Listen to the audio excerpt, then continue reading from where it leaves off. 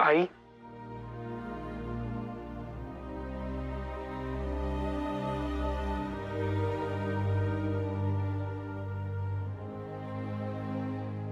आई, चहा प्यायलास तू?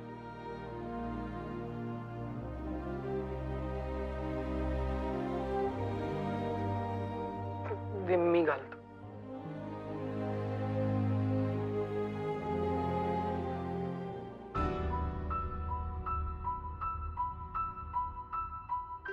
आई, आई, please, Tu please बोल ना माझ्याशी. आई, मी काय म्हणतोय ते तरी ऐकून घे ना प्लीज.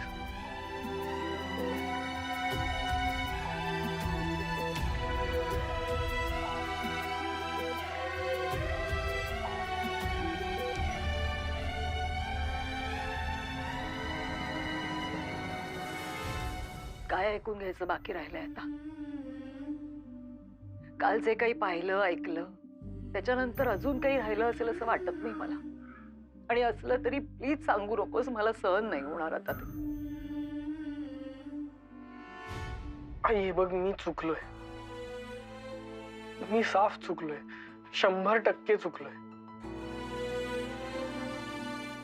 आणि मला माहितीये मी काल जे काही वागलो त्याच्यामुळे तुला मान खाली घालावी लागली. पण मला कशाचंच भान नव्हतं आई. म्हणजे मी काय करतोय, काय बोलतोय हे मला खरंच कळत नव्हतं. माझी पहिली आणि शेवटची चूक म्हणून मला माफ कर प्लीज. तू कशाला माफी मागतोयस? तुझी काहीच चूक नाहीये. चूक माझीच आहे ना.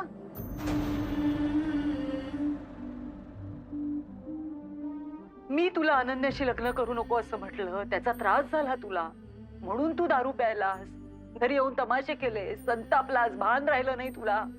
बरोबर ना? नाही आई, ते कारण नाहीये. मला राग आला होता. कसला? आपल्या परिस्थितीचा. आपली परिस्थिती खालची आहे आणि त्याच्यामुळे सगळे आपल्याला ऐकवतात या सगळ्याचा. पण आपल्याला ऐकवणारी माणसं आपल्यासाठी तितकी महत्वाची आहेत का अथर्व? नाही, अनन्याची आई तिच्या नशिबाने गर्भश्रीमंत असेल. तिला वाटत असेल की आपली परिस्थिती खालची आहे. पण हा तिचा विचार झाला ना. आपण आपल्या विचारांनी वागायचं. श्रीमंत घरच्या मुलींचं राहणीमान, त्यांच्या आवडीनिवडी हे सगळं वेगळं असतं अथर्व. आपल्याला पैशानेही झेपणार नाही आणि आपल्याला मुख्य म्हणजे पटणार नाही त्या गोष्टी. नाही, 2-4 दिवस छान वाटेल सगळं. अरे पण त्यांच्या जन्मापासूनच्या सवयी अशा 1-2 रात्रीत नाही बदलता येत अथर्व. मग वाद सुरू होतात, भांडण होतात. ते अनुभवलंय ना आपण आतापर्यंत, आणि पुन्हा अनुभवायची गरज नाहीये. आणि हे तुलाही वाटत होतं म्हणून श्रीमंता घरची मुलगी नको होती आपल्याला. वाटत होतं की नाही? मग आता त्रास का करून घेतोयस तू, सांग बघू मला. आणि हे बघ अथर्व, अनन्याच्या बाबतीत म्हणशील ना तर ती मला एक पाऊल पुढे वाटते. आपल्या घरच्यांच्या विरोधात जाऊन स्वतःचा साखरपुडा ठरलेला असताना ती का भेटतेय तुला? म्हणजे ती मनमानी करतेय ते दिसतंय आपल्याला आतापासून. मग का तिच्यासाठी वेळ वाया घालवतोयस तू? आणि अथर्व, असे किती दिवस झाले तू तिला ओळखतोयस? तिच्या आठवणीत आणि तिच्या दुःखात दारू प्यायलास तू. तिच्यासाठी आम्ही केलेले संस्कार विसरला. हे सगळं करताना आमचे चेहरे नाही डोळ्यासमोर आले तुझ्या? आम्हाला किती त्रास होईल याचा विचारच नाही केलास तू.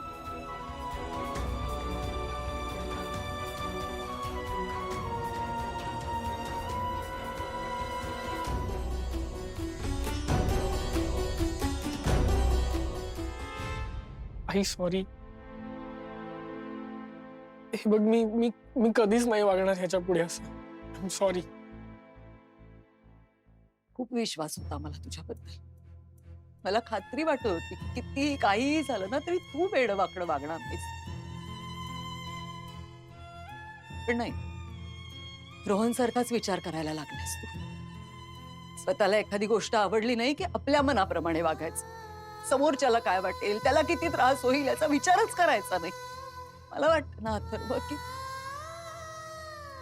या सगळ्यामध्ये मीच तुमच्यावर संस्कार करण्यात कमी पडले. म्हणून हे सगळं माझ्या नशिबी आहे.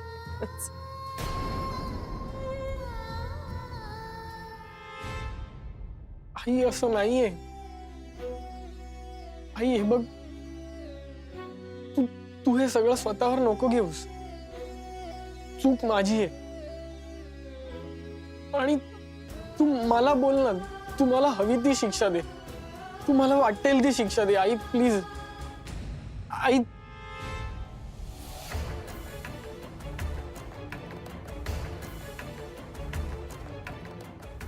आई हे घे, तू मार मला. आई प्लीज तू मला मार.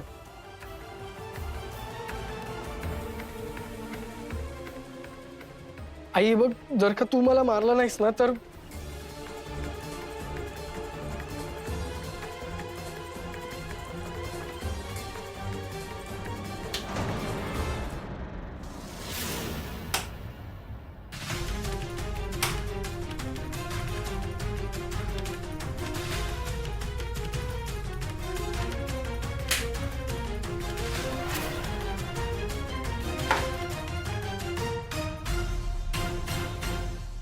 आता किती त्रास देणार आहेस अजून?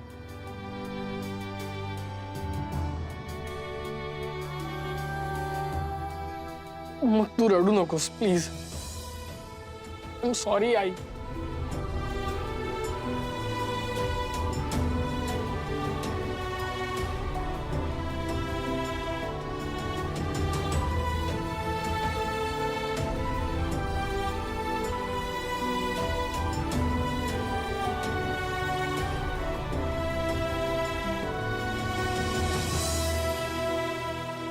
मला सांग, तुला खरंच लग्न करायचंय का तिच्याबरोबर? नाही म्हणजे तुझा हट्टच असेल ना तर मग आपण बघू काय करायचं ते. नाही आई, लग्न ठरलंय तिचं. मग का अडकतोयस तिच्या? हे बघ, तिला काहीच फरक पडणार नाही अथर्व. आपण होरपळून जाऊ. देवाने खूप सुंदर आयुष्य दिलंय. आवाक्यात न येणाऱ्या मुलीसाठी असं उधळून टाकू नकोस.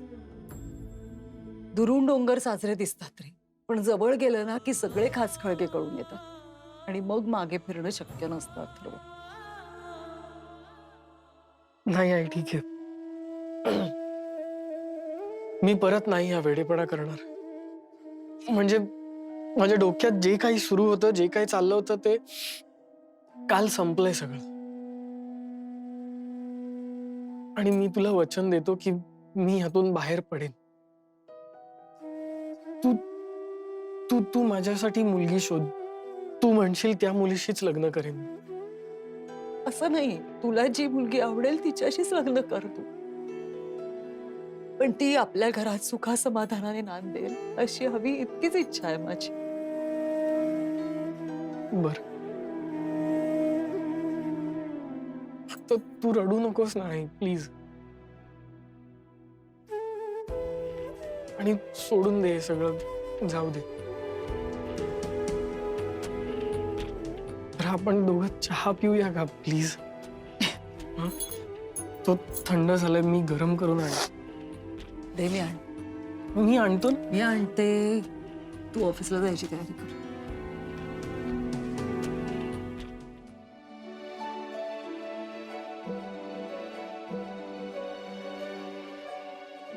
सॉरी सॉरी, जरा उशीर झाला. तू कशाला सॉरी म्हणतोयस? आम्ही तुला सॉरी म्हटलं पाहिजे. म्हणजे अरे म्हणजे तुला प्रमोशन मिळणार आहे ना आता, मग तू आमचा बॉस होणार, म्हणून आम्ही तुला सॉरी म्हटलं पाहिजे. करेक्ट बोललायस तू आशिष. आज अथर्वचं प्रमोशन कन्फर्म आहे. अरे बाबांनो जरा थांबा. सरांना प्रमोशन्स अनाउन्स तरी करू दे. थांबा ना.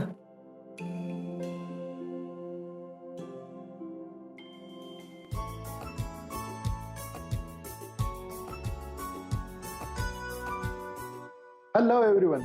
आज आपण इथे सगळेजण एका विशेष कारणासाठी जमलो आहोत. आज आम्ही अॅन्युअल प्रमोशन डिक्लेअर करणार आहोत. अरे वा, तुम्ही सगळे खूप उत्सुक दिसताय. सो मी तुमची उत्कंठा अजून ताणत नाही. मी सगळ्यांच्या वतीने सरांना विनंती करतो की सरांनी लवकरात लवकर प्रमोशन डिक्लेअर करावी. All the best to all of you. Thank you. Sir please. Announce करायच्या आधी काही बोलायचंय तुमच्याशी. काही प्रमोशन्स, काही डिपार्टमेंट बदलणं, काहींचे रोल्स म्हणजे कामाचं स्वरूप बदलणं वगैरे अशा जुजबी गोष्टी केलेल्या आहेत. तर यानंतर पुढच्या वर्षापर्यंत तरी पुढेची ही पोझिशन बदलणार नाही. आहेत त्याच पोझिशनवर सर्व राहतील. तर आता मी नावं डिक्लेअर करतो. दीपिका पवार, कॉंग्रॅच्युलेशन्स.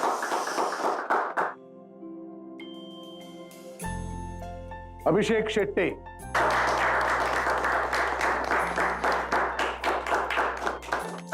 आणि आता ज्याची उत्सुकता आहे ते प्रमोशन मी आता डिक्लेअर करतोय. Senior accountant. भाई तुझाच चान्स आहे. उठ.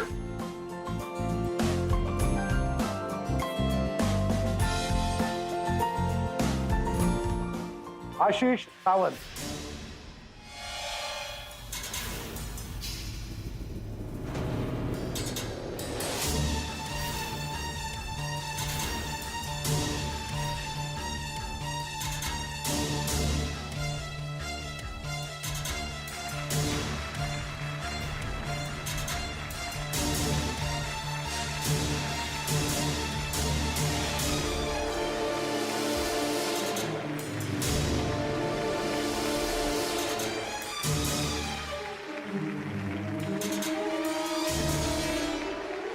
कॉंग्रॅच्युलेशन्स. थँक्यू.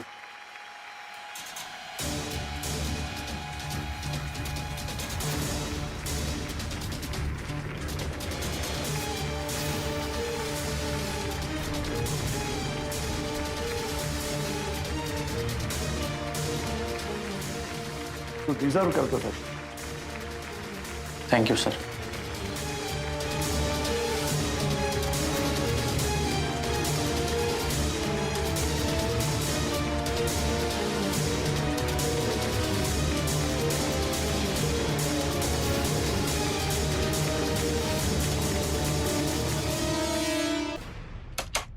दादू काय झालं? मिळालं प्रमोशन? सांग ना दादू. आई बाबा कुठे आहेत? किचन मध्ये आहेत. मी ठेवते. अरे हा बघ आला. काय झालं? मिळालं ना प्रमोशन? अरे काय झालं? हा नाही.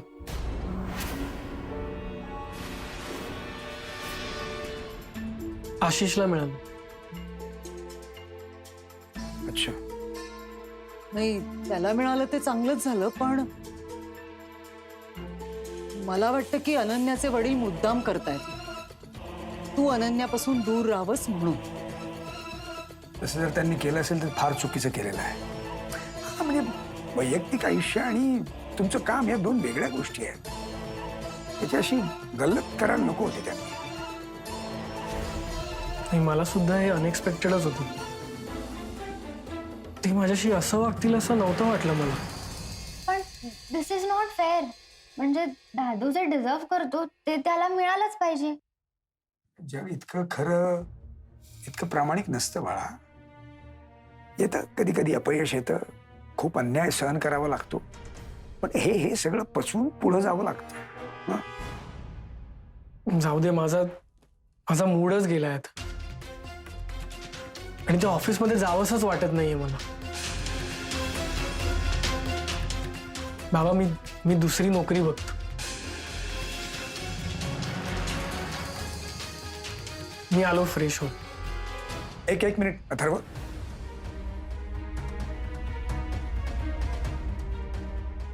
मला वाटतं बाळा तू ही नोकरी सोडू नयेस. अहो बाबा हे बघा. अरे एवढी चांगली नोकरी दुसरी लगेच नाही मिळणार बाळा. त्यात तुला या घराचे हप्ते, बाकी सगळे छोटे मोठे खर्च, आमच्या जबाबदाऱ्या सगळं तुलाच करावं लागतंय ना. हं? आणि त्याहूनही महत्वाचं म्हणजे आपण असं पळून नाही जायचं. हा, आणखीन चांगलं काम करायचं आणि त्यांना त्यांच्या निर्णयाचा पश्चाताप करायला लावायचा. कळतंय का तुला? शांत हो, जरा डोकं शांत ठेव. हा, ए अरुणा, त्याला फर्स्ट क्लास चहा करून दे आणि काहीतरी खायला पण दे बरोबर. अरे खाल्लं की बरं वाटेल त्याला जरा. असं निराश होऊ नकोस रे. काहीही झालं तरी आम्ही सदैव तुझ्या बरोबर आहोत, लक्षात ठेव. आणि मी पण. डोक्यावरून पाणी जात आहे आता जगदीश. आता ह्याच्या विरुद्ध लवकरात लवकर काहीतरी ऍक्शन घे. काहीही कर पण हे सगळं थांबव. त्याला ओरड, झाप, पोलिसात कंप्लेंट कर, नाहीतर सरळ नोकरीवरून काढून टाक त्याला.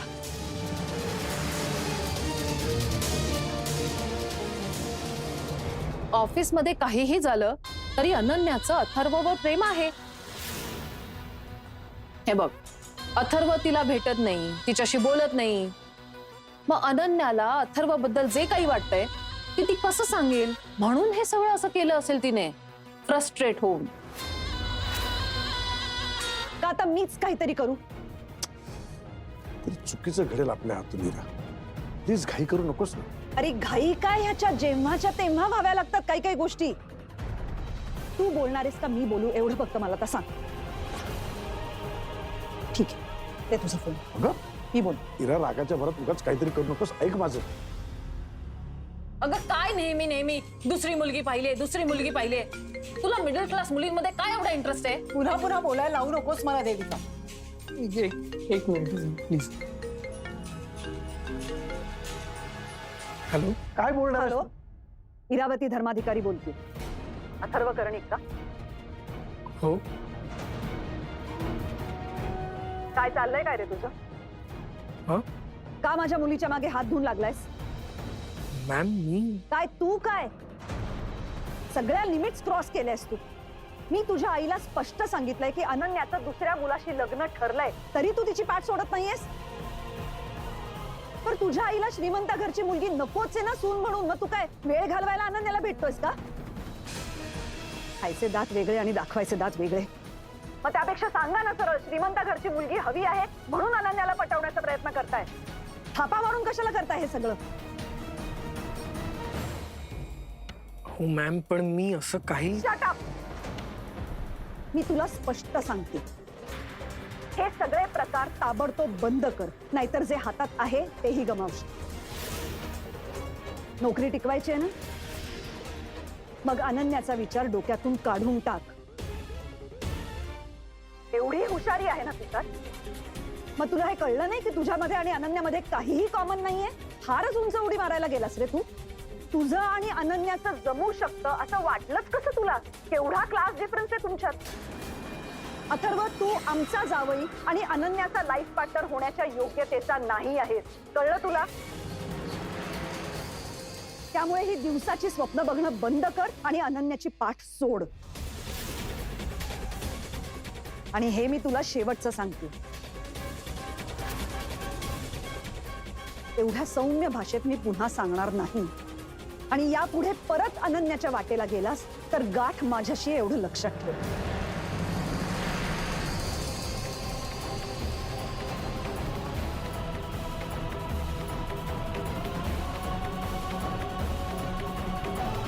तो स्वराला भेटायला तयार झाला, माझ्या डोक्यावरचा भार कमी झाला. आता अथर्वच्या लग्नाची बोलणी लवकरात लवकर करायला हवी ना आपल्याला. अरुणा, या सगळ्याची जरा घाई होती असं नाही वाटत आहे तुला? मला तर वाटतं की उशीर झाला या सगळ्या गोष्टींना. अहो, लग्नासारख्या गोष्टी वेळेवर व्हायला हव्यात की नाही. आणि स्वरा चांगली मुलगी आहे, जशी आपल्याला हवी तशीच. काखेत कळसा गावाला वळसा असं झालं होतं असं वाटायला लागलंय मला. आणि मुख्य म्हणजे पुण्याची आहे. अच्छा अच्छा अच्छा अच्छा, अशी भानगड आहे होय. अच्छा, ती पुण्याची आहे म्हणून हा एवढा उत्साह आहे तर. हे लक्षातच आलं नव्हतं माझ्या. नाही तसं नाही, पण चांगले लोक आहेत, अगदी आपल्यासारखे साधे मध्यमवर्गीय. मागच्या वेळेला झाला तसा गैरसमज नाही होणार पुन्हा. सगळं चित्र कसं स्पष्ट आहे आता. अरुणा, तू म्हणतेस ते सगळं खरं आहे अगं, पण एक गोष्ट तुझ्या लक्षात आली आहे का? अथर्वची मनस्थिती ठीक नाहीये सध्या. तुला जे हो म्हणाल ना, तो रागाच्या भरात म्हणाल ना, तो संतापला होता तो. आणि मी तुला मागे म्हटलं तसं उगाच घाई नको करायला आपण अगं. हे सगळं निवडू दे ना जरा. अथर्वला या धक्क्यातनं सावरू दे, मग काय पुढच्या गोष्टी करायच्या आहेत त्या आहेतच. तो सावरावा त्यासाठीच प्रयत्न चाललेत की नाही माझे. या सगळ्यातनं लवकरात लवकर बाहेर पडायला हवा तो. आणि अथर्व गोष्टी मनात ठेवणारा नाहीये. स्वराला भेटला, तिच्याबरोबर त्याची मैत्री झाली की हळूहळू अनन्याचा विचार मागे पडेल, बाहेर पडेल तो या सगळ्यातनं. मलाही काळजी आहे ना अथर्वची, आई आहे मी त्याची. मी एक सांगू का, जे काही वाईट घडायचं होतं ना ते घडून गेलंय आता. यापुढे फक्त चांगलंच घडणार, पण त्याची सुरुवात आपण करून द्यायला हवी ना. मी उद्याच प्रधान काकूंशी बोलते. त्यांच्याकडून एकदा होकार आला की मग साखरपुड्याची तारीख ठरवायला मोकळे आपण. हो.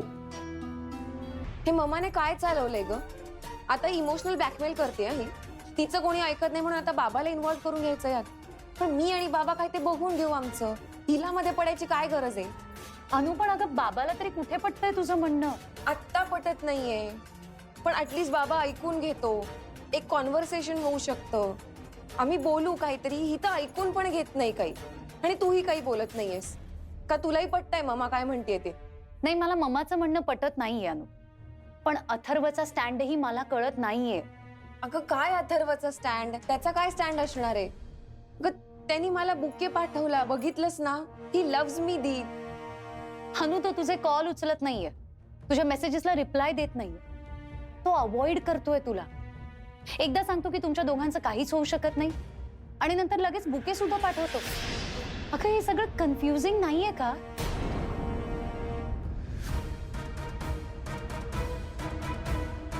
त्याला नसेल बोलता येत त्याच्या आईसमोर. आणि असं किती दिवस तो आईला घाबरून गप्प बसणार? अनु, जर त्याचं तुझ्यावर खरं प्रेम असेल ना तर त्याने ते तुला कन्फर्म सांगायला पाहिजे. आणि फक्त तुलाच नाही तर त्याच्या आईला सुद्धा. आणि हे लपवाछपी करण्याचे दिवस गेले आहेत आता.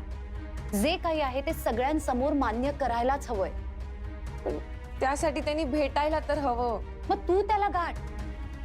नाहीतर काय होईल माहिती अनु, इथे तू मामा बाबाशी भांडत बसशील आणि तो आयत्या वेळेस माघार घेईल. म्हणजे हे सगळं जर का वन साइडेड असेल ना अनु, तर तू तोंडावर पडशील. मग मी काय करू दी? तू त्याच्याशी बोल अनु, त्याच्या घरी जा आणि हे सगळं त्याच्या आई समोर बोल. आणि जर त्याने सगळ्यांसमोर त्याचं प्रेम मान्य केलं ना तर काहीतरी अर्थ आहे. दी, मी उद्याच जाते अथर्वच्या घरी अथर्वशी बोलायला.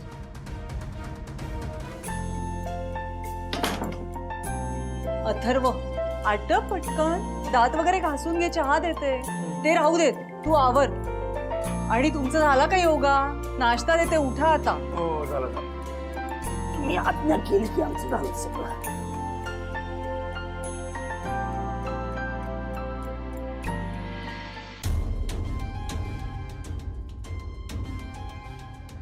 मम्मा, आम्ही जरा बाहेर जाऊन येतो. आत्ता सकाळीच? मग ब्रेकफास्ट रेडी असेल, ब्रेकफास्ट करून जा. ऍक्च्युली मम्मा आम्ही ब्रेकफास्ट साठीच जातोय. असं अचानक? पण मग मला आधी सांगायचं ना, मी तिला करायला सांगितलं नसतं. अगं आमचंच फार अचानक ठरलं. येऊ आम्ही? एक मिनिट.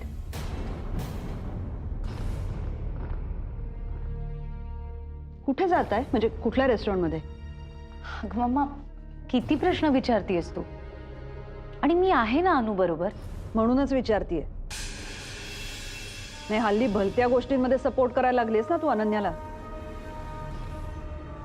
मम्मा आता प्लीज सकाळ सकाळी वाद नको सुरू करूस. आम्ही येतो लवकर. बरं ठीक आहे या तुम्ही, पण काल आपलं जे बोलणं झालंय ते लक्षात असू दे. Yes mamma.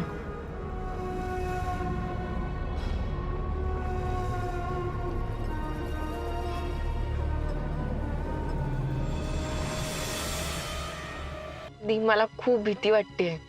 मी काही चूक नाही ना करत आहे. अनु आपल्याकडे ऑप्शनच नाहीये दुसरा आणि वेळही खूप कमी आहे. आणि मला खरंच नाही वाटत की अथर्व तुला स्वतःहून बाहेर भेटेल. त्यापेक्षा तूच त्याच्या घरी जाऊन त्याच्याशी व्यवस्थित बोलून घे. नाहीतर उद्या मम्मा तुझं लग्न विक्रांशी लावून दे. नाही नाही नाही, त्यापेक्षा मी ही रिस्क घेते.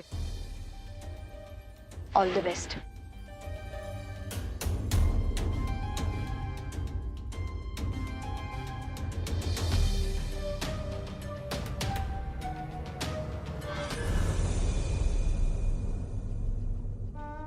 वाटलंच होतं मला या दोघी असाच काहीतरी मूर्खपणा करणार. काल एवढं सगळं झालं तरी अनन्या या मुलाला भेटायला गेलीच.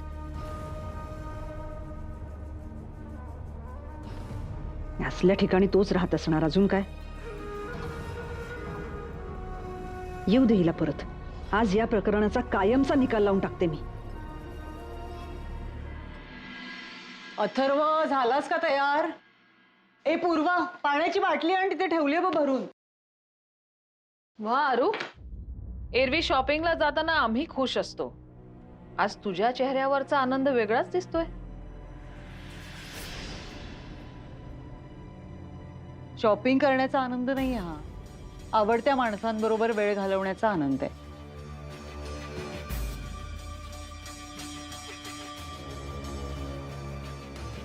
पण लवकर या हा. तुम्ही काही मॉलमध्ये जाऊन ब्रँडेड वस्तू घेणार नाही आहात. रस्त्यावर दुकानदारांनी लावलेल्या स्टॉलमध्ये जाऊन घासाघीस करायला मजा येते तुम्हाला. जास्त वेळ नका लावू. सगळं जेवण करून ठेवलंय मी. आम्हाला यायला उशीर झाला किंवा आम्ही लवकर आलो तरी तुमची काही अडचण होणार नाही. तुम्ही जेवून घ्या. पूर्वा, जा स्वरा तयार झाली का बघ, म्हणजे निघता येईल.